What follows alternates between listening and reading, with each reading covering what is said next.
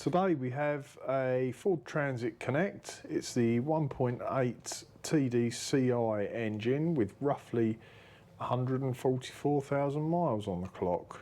It's a 2007 model. As part of the service today on this van, I'm going to be doing an engine oil and filter change. The oil filter on this particular engine is a spin-on one, which is accessed from underneath. So we'll start, as I do every oil and filter change, just take the oil filler cap off, pull the dipstick up, which allows air into the engine as the oil's draining out underneath, and hopefully it'll flow a bit smoother.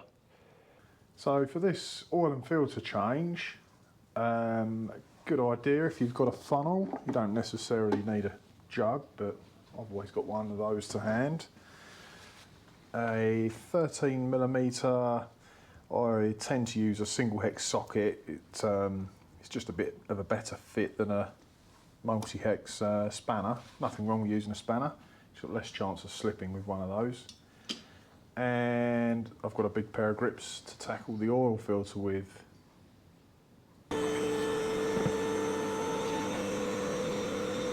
Right, under the van, you can just see the top of the oil filter there. I'm going to attempt to loosen that and get that off now. It's going to make a bit of a mess all over this drive shaft and down here where it drips out. And also it is a little bit tight to get out and through this gap here, but we'll give it a go. I'm going to use a pair of slide grips here. There's quite a number of different tools you could use to do the same job. These are usually pretty good.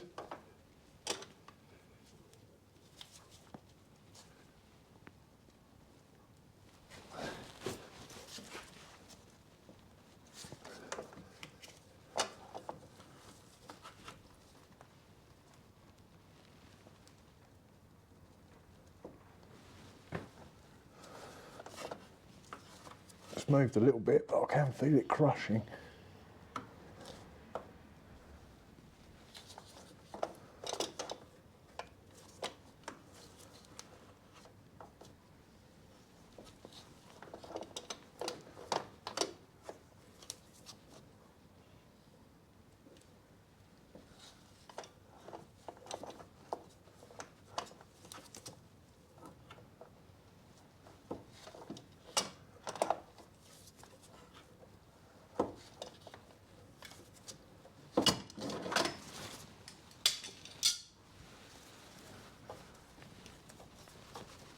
So make sure you've got your drainer ready, or bucket, whatever you want to use.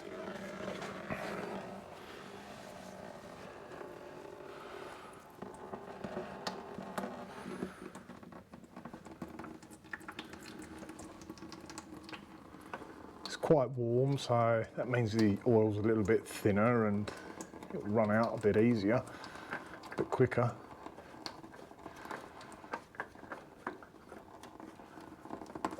Try and keep this upside down to stop it dripping out everywhere.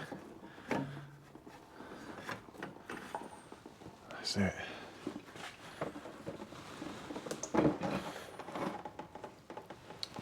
Okay, so while that's draining down, next we'll take the sump plug out.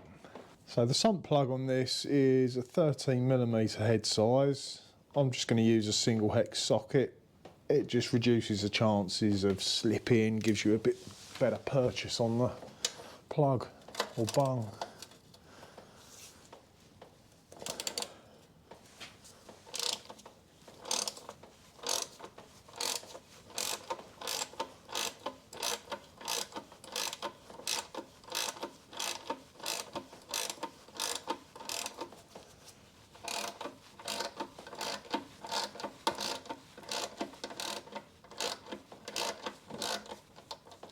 Right, that's loose now.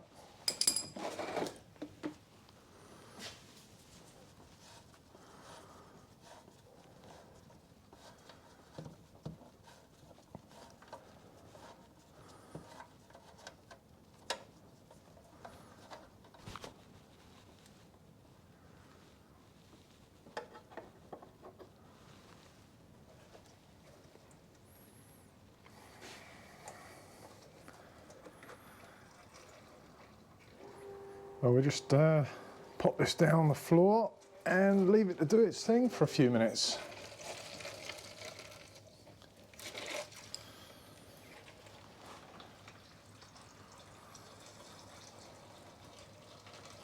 So before we put the sump plug back in, just have a look and make sure the seal is intact. This one's got a rubber O-ring in there. They're normally good to go several times. Just need to make sure it hasn't been trapped and split or crushed. A lot of sump plugs would have a copper washer or an aluminium washer, but yeah, these ones have a rubber O-ring. So it's been dripping now for quite some time, and I'm sure it would carry on if we left it like that for several hours, but I'm happy that we've got most of the oil out, the majority of it. It's just the residue in there that's going to be draining down.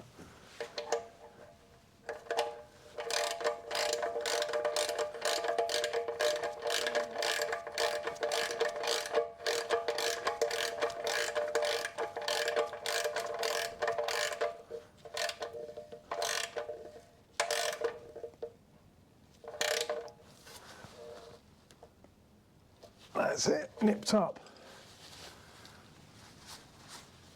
Okay, next we'll tackle the oil filter. So here we have the new filter. It's not an original part, Ford parts. It's good quality aftermarket parts, which you should be able to pick up for under £10. Just make sure, as you would do if you, whatever parts you need to buy, take your vehicle registration number along with you, and the outlet should be able to recommend what's suitable for your vehicle. Now with these filters, it's a good idea to make sure that rubber seal isn't still stuck on the housing on the engine, because they do just pull out, and obviously the new one's not going to make a good seal on there if the old rubber's still on there. Also, you need to lubricate this. Just put a bit of oil on there, just helps to stop it from sticking in future. It's quite mucky up there. I'm just going to check the old oil filter, because it's a little bit difficult to see up there. But yeah, the rubber seal is still on the old filter, so we know it's good to go ahead and screw this one on.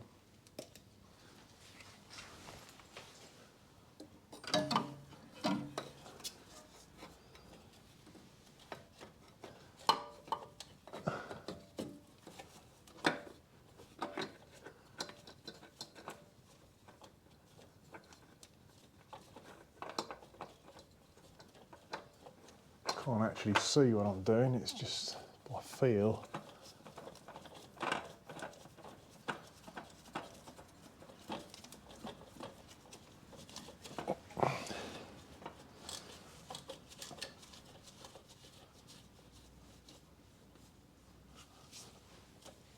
Alright, just grab a bit of blue roll.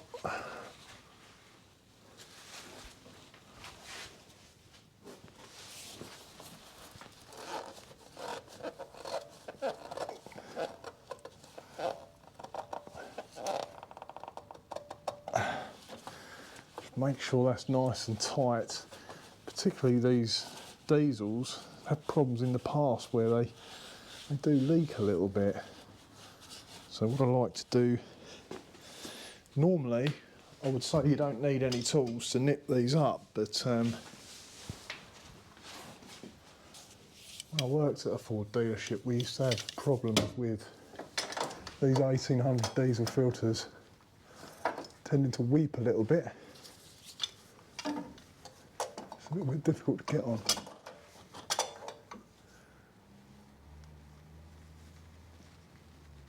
Oh, that should do. Just gives it that little tweak more than I can do by hand. So with that in place, we'll drop it down and put some oil in. So making sure the dipstick's still pulled, this time allowing air to come out of the engine as you're pouring oil in, and hopefully stop it glugging back up through the filler neck. So when I went to the outlet to get the oil for this vehicle, they recommended 5.6 litres of engine oil, which is a little bit annoying because that means you've got to buy a 5 litre tub and another 1 litre. 5 litres you should be able to pick up for around £50, and obviously the 1 litre is going to be around about £12, but I tend to buy in bulk anyway.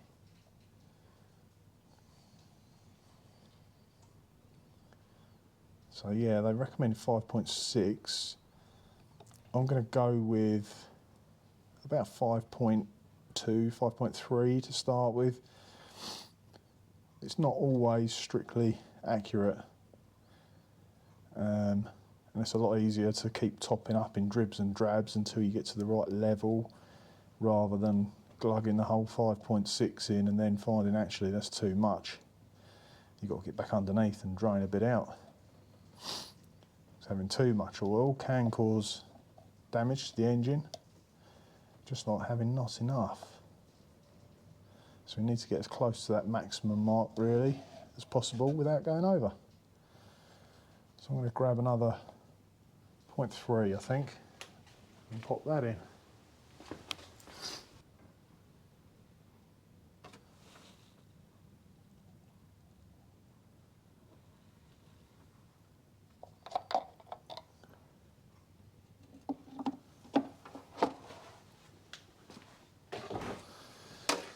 Right, so I'm hoping this is going to be somewhere between the minimum and maximum, hopefully closer to the maximum. So I'm just going to fire it up now and let it tick over for a few seconds. You don't need to rev it. In fact, it's not a good idea to rev an engine that's just been started, particularly if it's been drained and refilled with engine oil.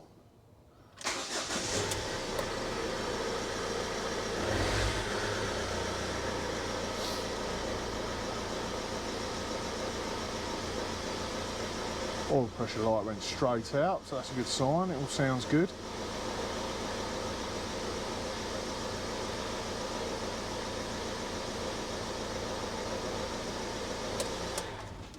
And that's all it needs. So now we just let it stand for 3 or 4 minutes and then check the level on the dipstick. So on the dipstick it's quite clear the maximum mark is here at the top of that textured area, and that's your minimum mark here. So I'm hoping it's somewhere between the two. It's got 5.3 litres in it and it was recommended 5.6.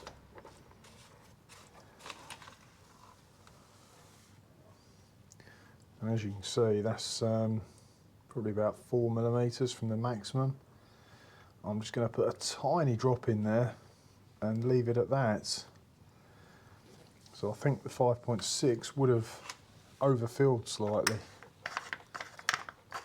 which I've done a few times in the past, and it's just a bit annoying really, having to get back underneath and go through the process of trying to remove a small amount of oil.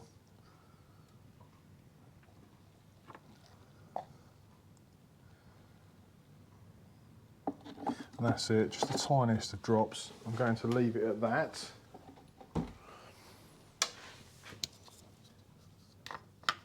We'll double check the level in another 2 or 3 minutes.